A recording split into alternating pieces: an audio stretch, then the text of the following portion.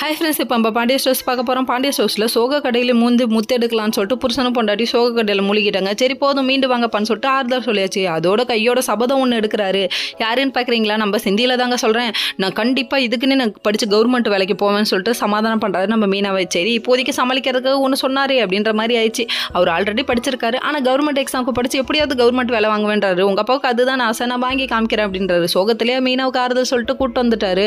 இன்னொரு பக்கம் வீட்டில் வந்துட்டு தங்கமயில் நடிக்கிற நாடகத்தை தாங்க முடியலப்பா அப்படிங்கிற மாதிரி இருக்குது. தங்கமயிலோட அம்மா வராங்க. வந்தோடனே நான் பிள்ளைக்கு உடம்பு சரியில்லை பார்க்குறேன்னு சொல்லிட்டு ரூமுக்கு போயிட்டு உன்னை ஹனிமூனுக்கு அனுப்பி வைக்க வேண்டியது ஏன் பொறுப்பு, ஆனால் நீ வந்து திரும்ப வரும்போது மாப்பிள்ளை பூம் பூம் மாடு மாதிரி தலையை ஆட்டணும் அப்படிங்கிறாங்க.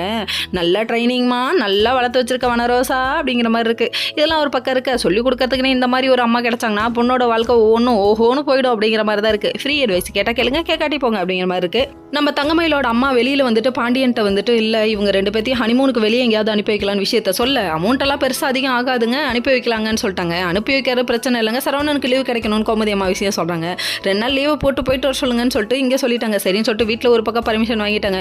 இன்னொரு பக்கம் பார்த்தீங்கன்னா நம்ம யாரை நினச்சி கவலையாக இருக்குது, நம்ம செந்தியில் நினச்சி கவலையாக இருக்குங்க. செந்தில் வந்துட்டு கதிர்ட்ட நடந்த விஷயத்தெல்லாம் சொல்கிறாரு. சொன்னதுக்கப்புறமா நான் கண்டிப்பாக மீனாக்காக செய்வேன், மீனா கண்ணிலேருந்து ஒரு சொட்டு கண்ணீர் வர விட மாட்டேன் அப்படிங்கிறாரு. என்னடா அது இந்த காலத்தில் இப்படி ஒரு புருஷன் வரே வா அப்படிங்கிற மாதிரி இருக்குது. இதுக்கு போய் தான் லவ் மேரேஜோ இருக்கலாம் அப்படிங்கிற மாதிரி இருந்தது.